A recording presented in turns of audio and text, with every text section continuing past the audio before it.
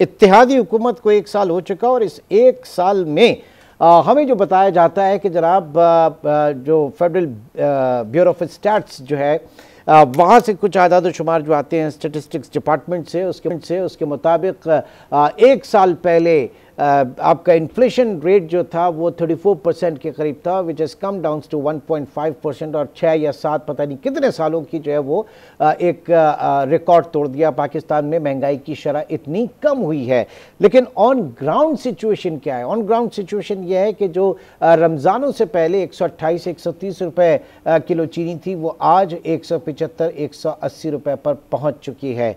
इस वक्त ये मामला किस तरह का है? क्योंकि हमेशा डिमांड एंड सप्लाई की बात की जाती है, ऐसा बिल्कुल भी नहीं है कि डिमांड एंड सप्लाई का मसला हो, बल्कि ये खालिसतन मसला जो है वो गवर्नेंस का है। बैड गवर्नेंस इस वक्त सामने है। जो कार्टेलाइजेशन है, इसलिए मुख्तलिफ कार्टेल्स बन चुके हैं, उनको हुकूमत किसी भी तरीके से रोकने में कामयाब नहीं है। गो के प्राइम मिनिस्टर ने बड़ा ऐलान किया क्रैक डाउन किया जाए और इनको रोका जाए और जो नाजायज़ मुनाफाखोर हैं इनसे आहनी हाथों से निपटा जाए, लेकिन सिचुएशन हम सब के सामने है। ऐसा क्यों है?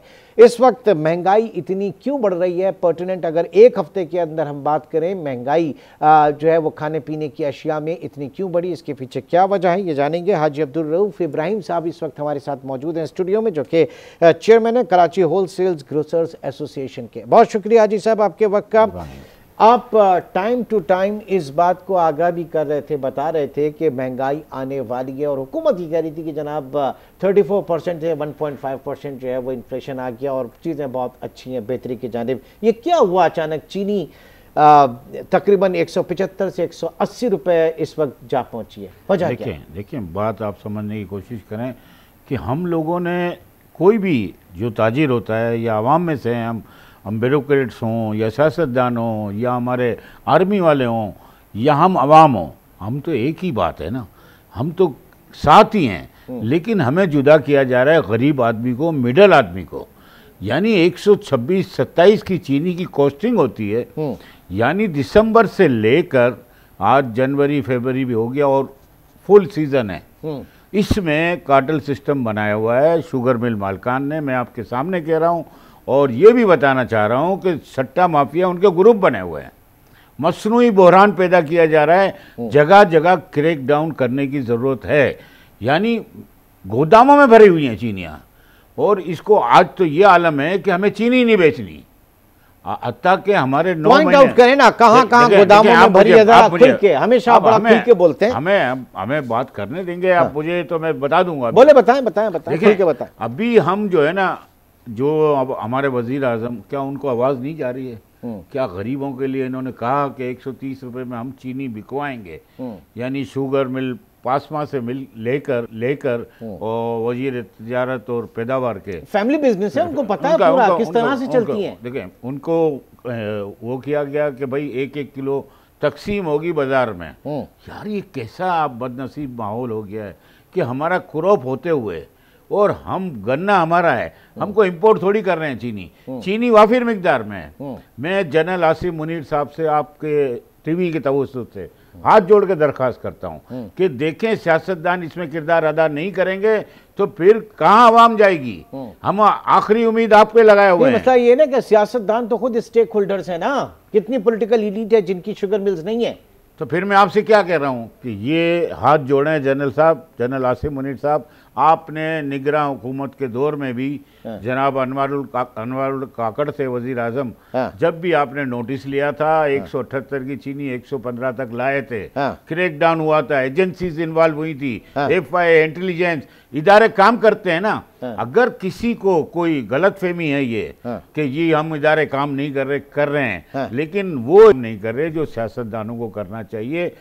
कोई आप मुझे बताएं, कौमी असम्बली में कोई बहस होती है कि भाई चीनी क्यों ऐसा हो गया है? क्या बात हो गई है ऐसी? आप अरबों रुपए का डेली टीका लगवा रहे हैं आप आवाम को, ये क्या होश में नहीं आ रहा? एक खजूर का अल्लाह रब्बुल इज़्ज़त ने इतना बड़ा सवाब लिखा है, और हम मुनाफाखोर, हम हज पे भी जाना है, उम्रा भी करना है और मुनाफाखोरी भी करनी है। तो ये आलम कब तक होगा? नहीं, वो जो आपने बड़ा अच्छा हुआ कि इस वक्त आपने रेफरेंस दिया केयरटेकर गवर्नमेंट का, और उसके बाद जो एक कार्टेल बना था 178 से 115 पर आप लेकर आए थे, तो वो किस तरह के इक़दाम हुए थे और उसके बाद अब क्यों नहीं हो सकते, क्यों नहीं किया जाए? उस टाइम गोदामों पे छापे पड़े थे, स्मगलिंग हो रही थी, तो उसको भी रोका गया था। और जब कार्टेल बना तो जितने ये जो ग्रुप चल रहे थे वही पिछले लोग हैं और नया जाल है, वही लोग हैं पिछले, अब वही चला रहे हैं मार्केट को। और शुगर कार्टेल, आप ये समझ लें कि उनको नफ़ा इतना बड़ा है। और मैं आपको एक टीवी के तवज्जुह से ये भी बताना चाहता हूँ कि सेल टैक्स हमारा पूरा नहीं मिलता, ये भी आप देख लें, कौमी ख़जाने को नुकसान होता है।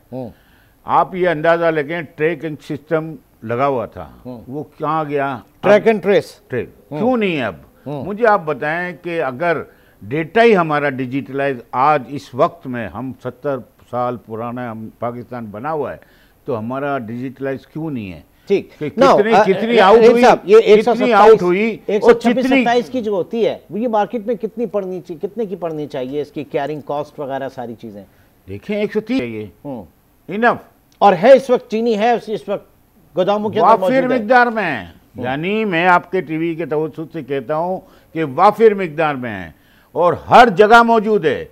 115 की चीनी ली हुई गोदामों में स्टॉक आज भी पड़े हैं, 115 का, जो अभी 175-80 पे बेच रहे हैं जी, ये पड़ा हुआ है।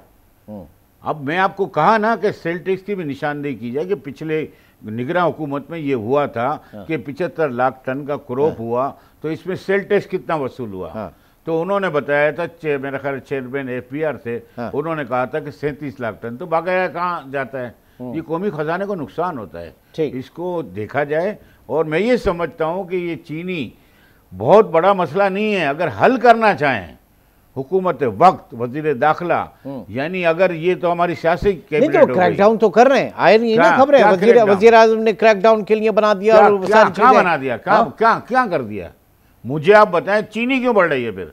क्रैकडाउन तो जब नजर आए ना कि गिरे भी, जब आप उनको हाथ ही नहीं डाल ले, उन किरदारों को उनको बेनकाब करें और लगाएं लाइन पे, जब तो क्या फायदा हुआ फिर? ये जो क्रैकडाउन हुआ ये हम आपके टीवी के से ये कहते हैं, ये केयरटेकर गवर्नमेंट ने जो फिर जिस तरीके से डंडा घुमाया था, फिर वो बहुत अच्छा था, बहुत अच्छे साइन थे। नहीं, लेकिन वो हमेशा के लिए तो नहीं था ना, फिर वो तो वक्ती तौर पे था, फिर वक्ती तौर पे था। अब ये आपने 5 साल हुकूमत भी है ना हमारी, मुश्तरका हुकूमत है, तो उनको क्या नहीं आवाज आती? इधर गरीब की कोई इधर दर्द नहीं होता? उनको होना चाहिए, नहीं है। नहीं, वो तो उसमें खुश है ना, वो तो उसमें खुश हैं कि जनाब तारीखी स्टॉक मार्केट जो है वो ऑल टाइम हाई के ऊपर है और आपके शरह सूद जो है वो इतनी कम हो गई है। ये कौन आगे देख रहा है? आप मेरे बताएं, स्टॉक मार्केट तो खाना तो नहीं खाना ना, वो कौन लोग काम करते हैं? इनको बताया ना, मैं तो चाह रहा हूँ ये हुकूमत ये स्टॉक इंडेक्स बैठ के खाते हैं क्या? उससे मैं बोल रहा हूँ, मैं आपसे ये बोल रहा हूँ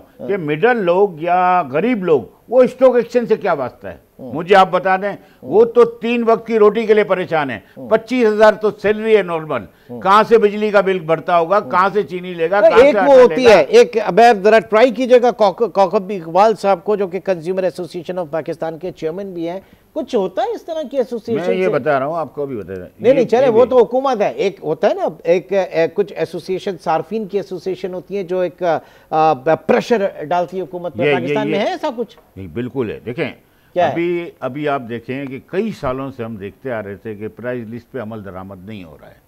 ये जो प्राइस लिस्ट बनती है ना कमिश्नर कराची की, ये तो एक बाकायदा दुकानों पे धंधा है ना। एक मेरी बात सुने, जब मैं इसमें स्टेक होल्डर शामिल हुआ, मैं भी मैंने जगह जगह इनको निशानदेही की कि छापे मारे। आपको डिपार्टमेंटल स्टोर में आज तक तारीखी रिकॉर्ड होगा कि वहां भी छापे डाले गए और वही रेट पे बिक रहा है, कमिश्नर रेट में। आज भी बता रहा हूँ आपको। कहाँ, क्या, कौन सी ऐसी जगह है भाई? मैं डिपार्टमेंटल स्टोर आए, आप चले मेरे साथ। सही है, उन लोगों ने बड़ी कमी की है। मैं आपको फोटो भी देता हूं। कराची की जो लिस्ट है ना सर, वो सिर्फ डिपार्टमेंटल स्टोर के लिए नहीं, वो हर जगह के लिए नहीं, मैं हर जगह की बात मैं पर्सनली आपको बताऊं, एक जगह पे मैं गया एक स्टोर पे और मैंने कहा ये 10,000 आइटम है, यहाँ पे कमिश्नर आपकी तो कोई भी चीज इसमें नहीं। कह रहे सर हम सारी की सारी चीजें इस प्राइस के ऊपर लेकर आ भी जाए ना, उसके बावजूद वो कोई ना कोई ऐसी पक निकाल लेंगे और उसके ऊपर जुर्माना करके जाएंगे। तो जब जुर्माना ही होना है तो फिर ऐसी की तैसी इस लिस्ट नहीं, मैं आपको बताऊं, मैं आपको पहले बता दूं, ये मैंने इम्प्लीमेंट के लिए जाहिर सी बात है कंप्लेंट सेंटर भी बनाया, और अभी तो अवेयरनेस प्रोग्राम भी, और 60 और भर्ती किए हैं मजिस्ट्रेट। कमिश्नर साहब भी अनथक मेहनत कर रहे हैं, मैं कभी भी फेवर में बात नहीं करता। मतलब इतने सारे लोग मेहनत कर रहे हैं, चीनी जो है वो 175-80 सर। उसका चीनी का भी आप मुझसे पूछें। हाँ। चीनी का फेडरल गवर्नमेंट ने अपने हाथ में रखा हुआ है, उसको सोचना है अब कि फेडरल गवर्नमेंट इसमें क्या किरदार अदा करेगी।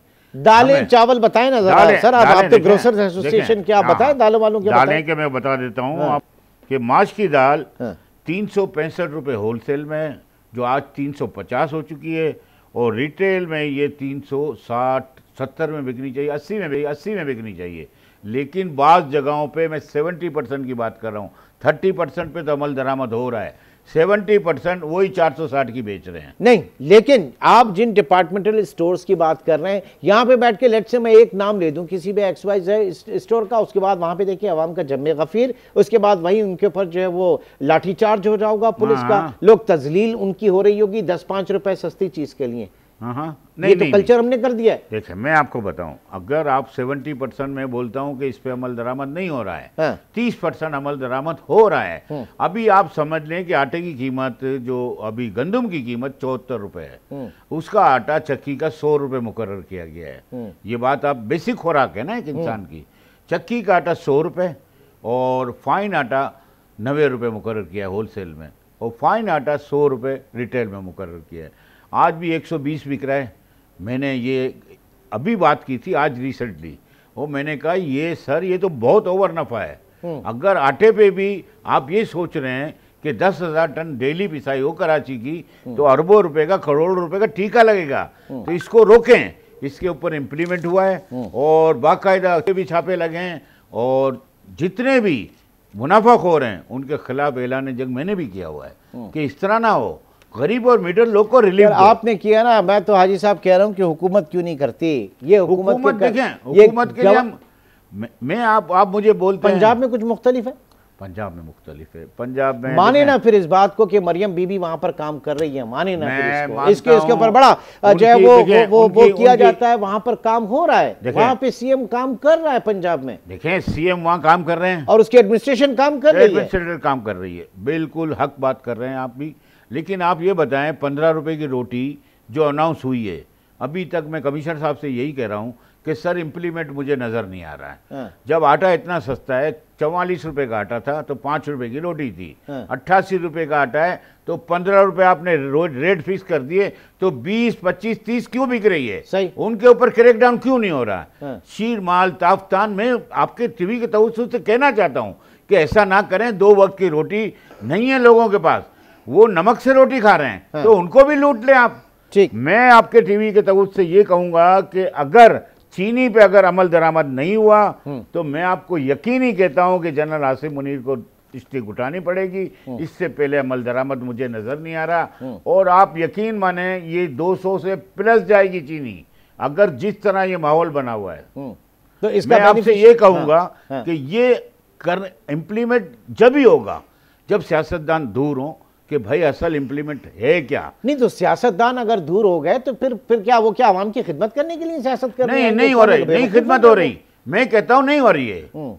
अवाम की खिदमत किसको कहते हैं? अवामी नुमाइंदे जो सेलेक्ट हुए हैं वो क्या बाजारों में नहीं आ सकते? अपने लिए वोट भी तो मांगते हैं ना। अरे यही सारे अंदर बैठे हुए हैं असेंबलीज के अंदर, जरा निकाल के देखें ना कितने लोगों की इस वक्त शुगर मिल्स हैं। आपको कितने नजर आएंगे असेंबली के अंदर? आपको भी पता होगा, हमें भी पता है कि कितने परसेंट होगी, आप बता दें। अरे जितनी है सब इन्हीं की। चलो बात आप सच्ची कर रहे हैं ना, तो अमल दरामद भी तो इन्होंने कराना है ना। गरीब को ना करो, रमजान महीना तो छोड़ दो, कम से कम ये रहमतों का महीना है। अरे रहमतों का महीने को इन्होंने जरिया बना लिया है, ये लूटमार का और खोरी का और मुनाफा खोरी का और इन सब का जरिया बना लिया रमजान। लेकिन ये गरीबों को ही लूट रहे हैं ना, आखिर लूटना गरीबों को है ना। शैतान कैद हो गया रमजान में। शैतान कहाँ कैद हुआ है? नहीं ये उसके चीले आजाद हैं। ये महंगाई माफिया नहीं, उसके चीले आजाद हैं। हाँ बस ये आजाद है। चलिए मैं आपसे ये कहूंगा वो कि आप जो बातें की आपने रियलिटी पे की हैं, और अल्लाह ताला, ये मैं दुआ करता हूँ अल्लाह से, रब से, कि ये रमज़ान महीने में इंसान बने हम, कि कुछ बहुत बहुत शुक्रिया हमारे साथ मौजूद थे अब्दुल रऊफ इब्राहिम साहब। और बात ये कि सिर्फ और सिर्फ ये गवर्नेंस का इशू है, ये कोई डिमांड सप्लाई, ये कोई तलब रसद का कानून नहीं है, ये सिर्फ और सिर्फ जो है यहाँ पर बैड गवर्नेंस है जिसका हम खमियाजा भुगत रहे हैं।